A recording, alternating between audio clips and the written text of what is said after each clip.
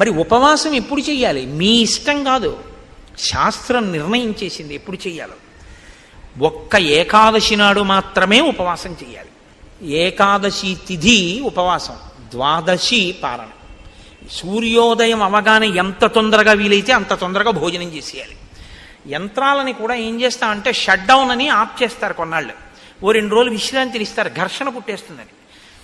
మీరు ఈ శరీరంలో కొన్నింటిని ఆపడం మీ తరం కాదు, ఆపకూడదు కూడా. గుండె ఆపుతానంటే 2 రోజులు రెస్ట్ ఇస్తానంటే కుదరదు, ఊపిరితిత్తులు ఆపుతానంటే కుదరదు.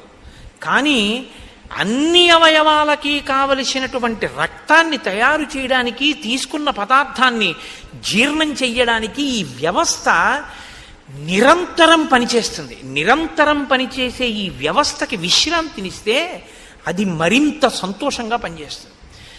ఈ శరీరానికి అన్నం ఇవ్వడం ఆపి